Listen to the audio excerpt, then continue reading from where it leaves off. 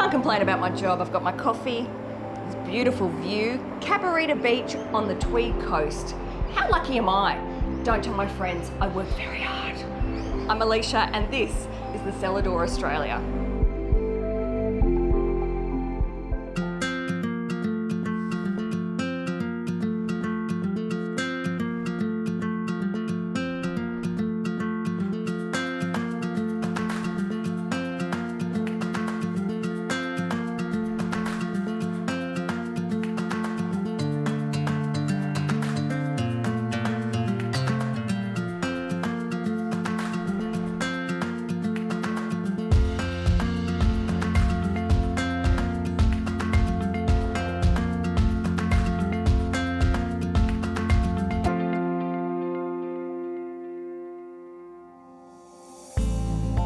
Just south of the Queensland border, the Tweed region is famous for its amazing beaches and scenery. However, it's also one of the southernmost areas in Australia for growing sugarcane. Today, I'm visiting Husk Distillery, an institution of the area known for producing Australia's first agricultural rum. First, I'm meeting founder Paul to find out how it all started and why their rum is so unique. The idea started when I was on a dusty old drill rig in the West Australian goldfields back in the 1990s, and I read about a guy from Tasmania who convinced the government to change the Excise Act to allow him to build a small distillery. And that really laid the path for the craft distilling industry that we have today. He wanted to make whiskey in Tasmania, and I thought, gee, sounds like a pretty good idea. And from where I was at the time, it was a world apart. So that's what started the idea. It wasn't until 2009 that we had a family holiday through the Caribbean. And that's when I really started to understand rum. We're very familiar with sugarcane. Yeah. But I wondered why we didn't have the diversity of rum brands and styles that they had in the Caribbean. The obsession grew, and 12 years later, here we are. While most rum in Australia is made from molasses, Husk uses its own fresh cane juice.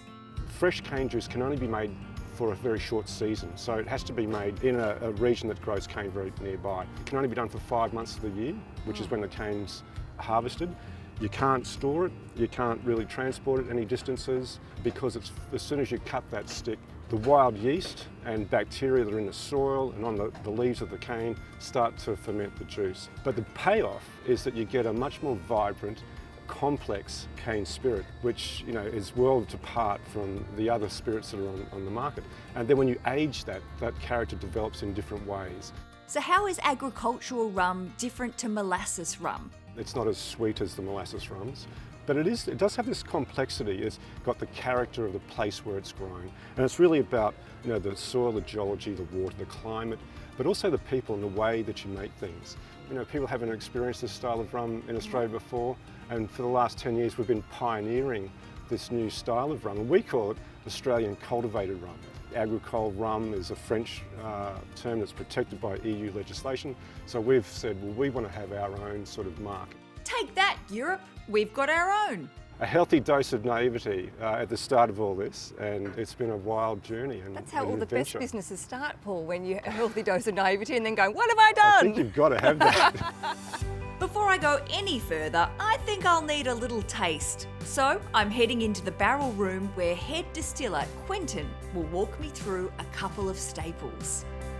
I'm from the Caribbean, and the Caribbean is obviously very famous for making some of the best rums in the world. So growing up there, you're surrounded by rum as a drink, but also the whole culture that comes with it. So, I spent 18 years of my life just driving past distilleries and visiting them and tasting, some of the most beautiful rums that you can find out there. So coming here and making that style of rum that uses the fresh sugarcane juice, which is exactly what we do on my small island in Martinique, is like a dream. What a great experience for you to come here. Is it vastly different? I'm sure it is. Back in the Caribbean, if you say rum to me, the first thing that is going to pop up in my mind is actually a clear white and aged rum. Okay. So that's about 90% of what we make and drink on the island. And I guess in Australia, we've got a much bigger culture around aged rum. Yes. Okay. So the first one we're going to try Thank you. is our pure cane. Okay. And that's made from the fresh sugarcane juice, and it pretty much retains all the characteristics of that plants that we use to make it, sugar canes. And if you smell that one, you can definitely pick up some of those grassy notes. Yeah. And that's unique to that style. You cannot find that when you drink molasses rum because it doesn't use that fresh juice extracted from the cane. So very different style. It creates something grassier, a little bit fresher, I like to say. And all those notes that you had on the nose are very present on the palate. Okay, so there's no sugar added to it. People always think, oh, rum is sweet. Well, it is not, especially that style. Yeah. It is pretty dry. No, it's nice. And I think it comes down to the aromas that you pick up in the rum. You got lots of fruits, so when you taste it, that's going to come through, but it's a very beautiful and natural product, I want to say. Would we drink this mix? That product back home is always, well, most of the time drank in what we call a tea punch. And I believe we'll have a little session a little bit later. But we almost never drink it neat. Good, okay. Noted. Before I try the others, let's head out to where it all starts, in the sugarcane fields. And it looks like distiller Jerry has come prepared. I see you have a big knife there. I do. This is actually a cane knife or some makeshift machete, you could call it like that. But this is what they used to use to cut all the canes. So sugarcane used to always be cut by hand. Yeah, right. Until we became a little bit smarter and we started using machines to do it for us. So yeah, this is our little cane nursery here where we grow a bunch of different canes to kind of, you know, show the people that want to come down here to Husk so they can get up nice and close. And you can actually cut some if you'd like. I would. Yeah. Do you want to have a go first to show me how to do it, or I'm just going to swing No, in? no, Okay, let's see you do it, and then I'll stuff it up. Yeah. So she's, really pretty much all you do, literally just pull it out and then you just cut it down the base on kind of an angle. All right. Just, and then you can use it and you can clean all the trash off too. Spin it around Oh, and then the top bit's actually called cabbage. cabbage. Yeah, and then all the cabbage of the plant, and then you just cut that too. And then that is your cane store. Amazing. Hello, future drink. Yeah. Yeah, that's what goes into making our rum. It's pretty cool. Yeah. You made that look really easy. Yeah. Now it's your turn. This So, side? Yeah, so just, oh no, the other side. Sorry. Right, just start with the right side of the machete. I'm born for this. Let's do it. All right, I choose. It's a cane, not a snake. I thought it was a creature. All right. Hello. Yes, I'm a natural. All right. Oh, excuse me. Here we go. Oh, feels good.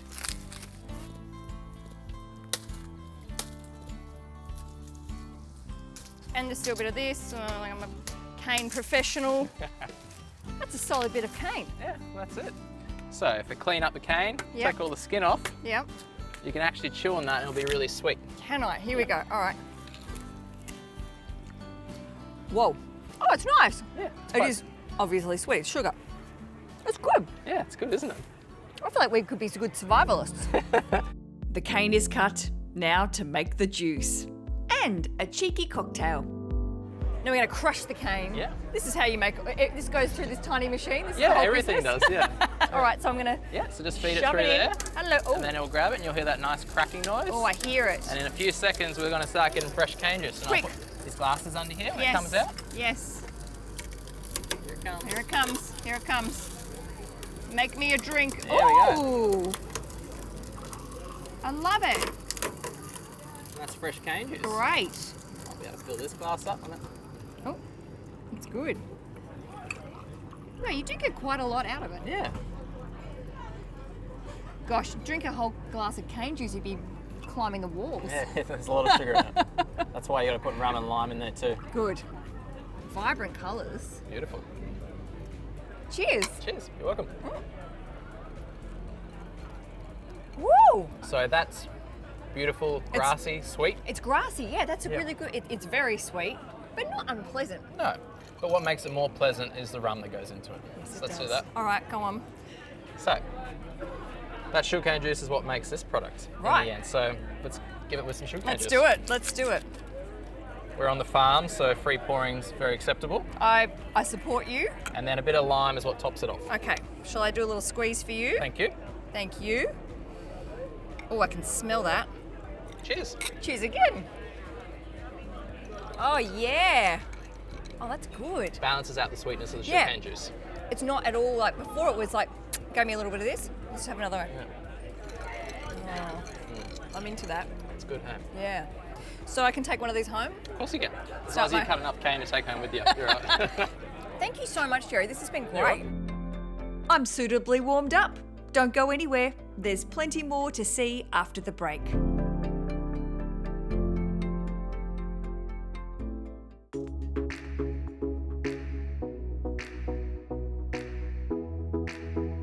I'm at Husk Distillery in the Tweed region of northern New South Wales. And before I taste some more of their unique rum, Jerry is walking me through the distilling process. The business was started on that sugar mill there. So it was a very old school diesel run little sugar mill. They used to have to hand feed all the cane by hand, and Harriet, the daughter, plus the other two daughters of Paul and Mandy, used to do that all for them. And you get the juice out. Now it was very slow going and you didn't make a lot of rum with that. So that's why we're installing this new sugar mill in here right now. Right. So you've really leveled up. 100%. Yeah, so this sugar mill was all made in Brazil. They've got one of the biggest rum cultures for sugarcane juice rum. It's called cachaça. I probably butchered that pronunciation, but yeah, let's go with that. I don't know any different. So we grow all our own cane. We harvest that cane, it comes in here, and then it gets crushed and all the juice is extracted. Yep. And from that juice, we can ferment it and then distill it into rum. Slightly more efficient than the little machine. So this is all the orange peel, as you can see. Yep. Self-explanatory. The production team will hand peel about 120 kilos of fresh oranges, It's quite a lot. and you'll get about 5 kilos of dry zest off it. Gosh. So this is what we use to flavour the ink gin. Cool. When it's made. So yeah, and we also put this in the Bam Bam, which is our spice rum as well. Nice. Yeah, delicious. That's great.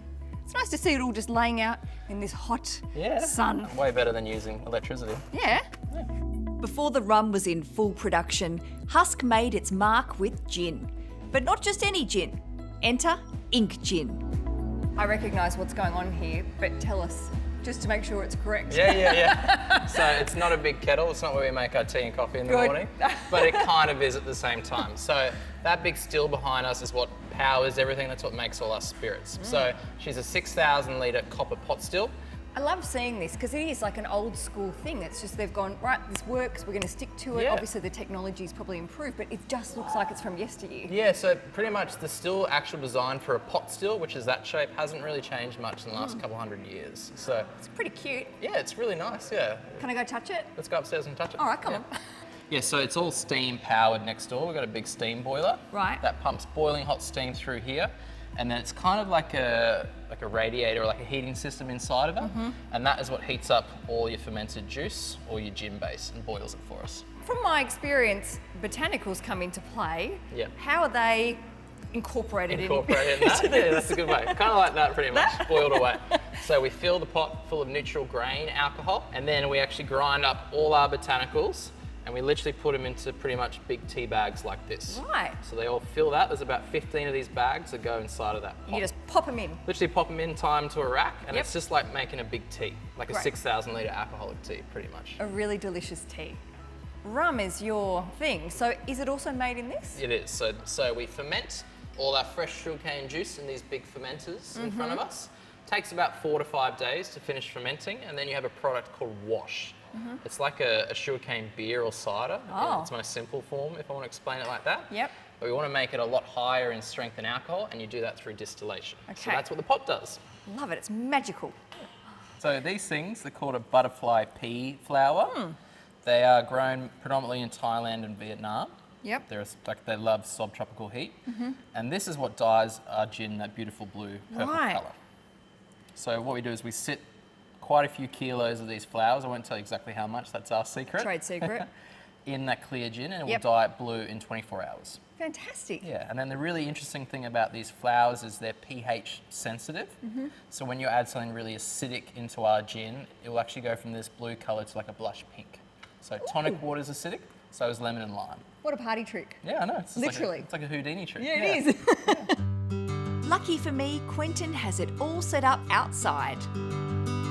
So if you take the glass and put it on its side like that and give it a bit of a smell, all the botanicals that we use in the gin are going to come through. So for example, you've got the lemon myrtle, which we actually grow on the farm. Oh, that's nice. Yeah, a lot of citrusy element Oh, coming it's from lovely. that gin. So it's a gin that is very citrusy, that is floral, and that works beautifully in a gin and tonic. All Yeah. right, so that's that product. You can have a little sip. Yep, So okay. with your palate and mouth really close so it doesn't burn too much, baby sip. Okay. And you can see how even at 43%, it's a very delicate product. Yeah. Very, very nice. It's not burny, No, no. which is good. Second product we're going to try Thank you. is a slow and berry. So that one is only 26%. It's a little bit softer. There's a little bit of sugar added to it, so it's a little bit sweeter. So something that I really like to drink just on the rocks. Right. So I guess it's a good experience to try it just like that. Yeah. The color comes from the berries inside, the slow, and obviously that rosella flower that we infuse in the drink at the end.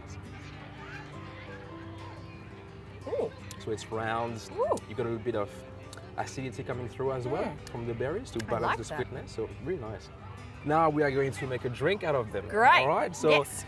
I think the easiest when it comes to gin is to make a gin and tonic. Right. And ink gin is one of the best drinks out there. You can use for that. Here Love we go. it. Okay. Here we go. Then you want to pour a little bit of gin. Great. All right. Thank you. I mean, this has got, as well as it being just a fabulous tasting drink, it's got the novelty factor of the colour. Definitely. It's it makes any drink beautiful. Yeah. And that's what I love about it. Missing ingredients is obviously the tonic. Here we go. Here we go. And you This can is look a at that magic color trick. changing to that blush pink that That's we all cool. love. Yeah. Okay, and the final piece is obviously, we really like flowers. This is cute. I you love can, it. You can pick the one that you want. I choose this flower. That's good. That's and nice. I'll take a little blue purple one. Oh, that's here. nice. Here we go. And Terrific. Cheers to you. Thank you. Very refreshing. Oh, Yeah. sunny day, gin and tonic that changes colour. It's pretty cool. Cheers. Cheers. There's more than just drinks on offer here, so I'm ducking into the kitchen to meet Chef Rick and find out what's for lunch. Currently on the grill is some kangaroo. The rosella jam that we use Yes. is made from the slow gin. It's a slow gin jam. Can I put my face Yeah. near it and smell it? I'm going to It's do lovely. it. Here we go. I'm going to It's smell lovely. it. Oh, it's sweet. It's sweet, but it's not too sweet. And with the kangaroo, because the kangaroo is very gamey, Yes. you need to cut through it with a little bit of sweetness. What is this? Scamosa. What's Cheese. skimo? Is it? It's a cheese that you bake, and then a little bit of honey on top, and a little bit of our. It's not too nice to eat, not cooked, but It's not bad. it's quite not smoky. bad. But it's much nicer when you bake it. What's happening here? When you're cooking kangaroo, Yep. it's all about the feel of it. Ooh. So Oh, it's quite squishy. you want it to feel like an earlobe. You do an earlobe test. So Touch we're it. about Yep. we're about a minute off. So you've got it nice and brown on the outside. Yeah. How hot should my pan be at home if I'm cooking this? You want to be at about 200 degrees. Ah, so quite like Yeah, hot. Hot. really hit it. So we've let it rest an appropriate amount of time. So now what we're going to do, cut it up. Feels beautiful. I love watching chefs cut things. You make it look easy, and you've still got your fingers, so you must be good. I do. I do. You don't want it over. If you have just a wee bit of pink in it, Yep. it's lovely. So it's not like a steak. If I order kangaroo at a restaurant though, and I say, do you ask for medium rare, or is it just You don't. It's just how it's cooked? It will always come out medium rare. Right, good to know. So we're going to add the rum sauce on top of the rosella jam, the kangaroo. Not too much. Yep. Just a delicate smattering of rum sauce. And to finish, some sweet potato chips. What is this? This just appeared here, Rick. That's the pear and prosciutto salad. Slow roasted pears in coconut sugar Ooh. and prosciutto, blue cheese, roasted hazelnuts, Yum. and balsamic glaze. Amazing. It's lovely. It looks fresh, light. All right, well, as I've helped Rick make this, I get to eat it, I think. Thank you, Rick. While I leave Rick to whip up my dessert, I'm heading outside to order a drink.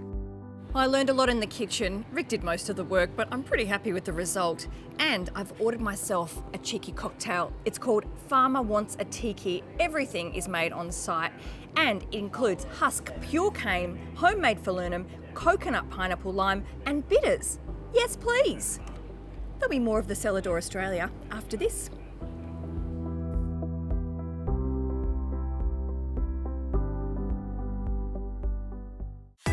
While filming the Cellar Door, our crew chose to stay at the Beach Cabarita. The Beach Cabarita offers a variety of spacious 2 or 3 bedroom apartments with open plan living areas. Soak up the sun and relax by one of our 3 outdoor pools or spa and enjoy stunning views. With direct beach access and a short walk from great food and local shops, there's so much to see. Escape the everyday and discover a world of relaxation at the Beach Cabarita. Book now at thebeachcabarita.com.au.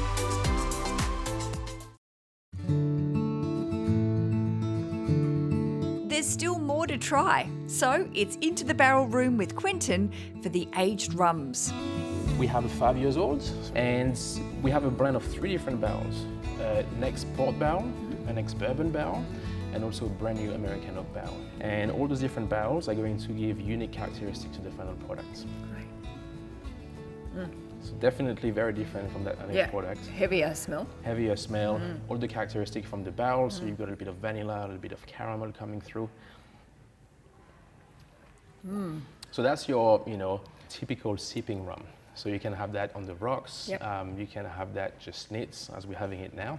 Again, because we use that fresh juice, you get something that is quite dry compared to a lot of rums out there. It takes, years to grow all that cane and harvest it, and then you need to make it, wait another 5 years. So that's a big patience game, It's not a... It's a long game, isn't it? Exactly. Definitely. It's not a quick process.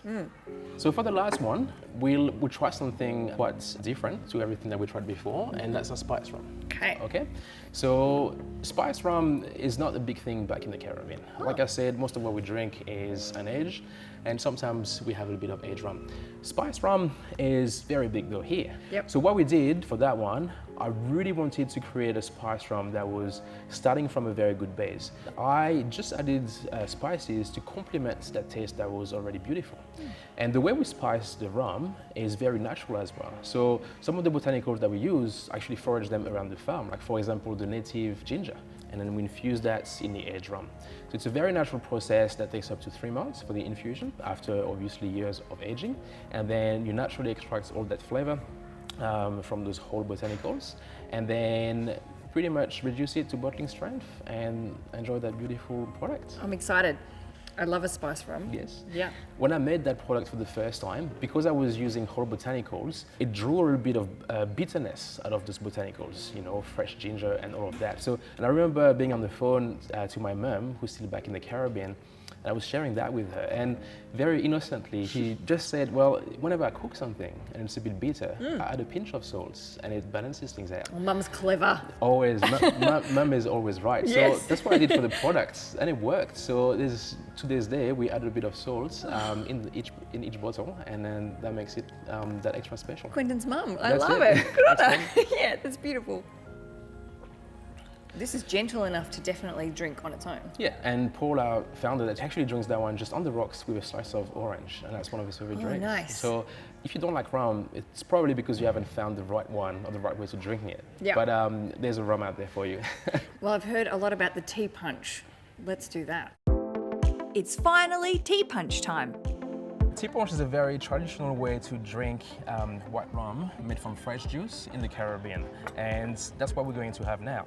You need 3 ingredients for that: fresh lime, raw sugar, and a little bit of your best rum made from fresh juice. Okay? So the first step is to add a little bit of sugar to your glass. So I like to add maybe half a teaspoon. Okay. If you like a little bit sweeter, just add a bit more. Okay. I'm but not too gonna much. follow your lead, Quentin. It's all about balance. The second step is going to add lime. Now, we don't want a lot of lime, we just want all the aromas that are in the skin. So we've got a very specific way of cutting the lime. We're going to cut a lime cheek. So it's a little lime cheek like that with lots of skin and very little juice. Right. All right, so I'll cut 3 for us. And I'll pass that around, and you can pick one. Thank you. I'll pick that one. And what you want to do is you want to do what we call in French presser lâcher, which means squeeze and drop. So you want to squeeze all the little juice that is in there and drop it in your glass. It smells like the Caribbean. It's fresh lime, sugar, Ooh. beautiful. And the last step. I'm on holiday We're all already. on holiday today. The last step is to add the rum. So, you know, I don't really measure it, but it's called tea punch. Tea means small, so you don't want to pour the whole bottle in your glass. So just a little bit, just enough to cover the lime, the sugar. Okay. Fantastic. What you want to do is swirl your glass. Okay. And Paul already knows, you see? No, you're a so pro. if you went to Martinique Done now, it a few times. Talk about the expert. you'll see a bunch of guys just doing that. And what you want is you want to allow, you know, the raw sugar, the lime, and the rum to marry. What you can do is smell it, but give it a few seconds, swirl it. And really, to me, you know, we like to call that the Holy Trinity, you know, the lime, the sugar, and the rum, and they complement each other, and that creates a beautiful drink. So, you know, some people add ice. The traditional way, you just have it neat, just like that. And just like what we tasted before, have a little sip, taste it, and see what you think. Okay.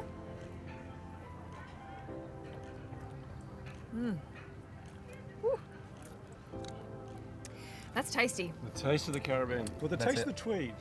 It's nice. It's light. It's so subtle. Yeah, and that's the base for all your, you know, classic drinks like Yeah. a mojito, like a daiquiri. But that is true to the to what we make back home and what we make here. You want to highlight all those flavors in the rum and just complement them with something nice. Yeah. Cheers. Cheers to you. Cheers. I'm going to go home as a rum expert now. Absolutely. I'm not going to let anyone I'll forget. drink to that. Cheers to you. Cheers, guys. Cheers, Quentin. It's been a huge day, but can I squeeze in one more rum? I reckon I can. How about in a rooftop pool? Alas, it's the end of my time here, but I could think of nothing better than to end my trip with the sun setting in a private pool, overlooking this gorgeous beach with a rum in my hand. Thanks for watching. We'll see you soon.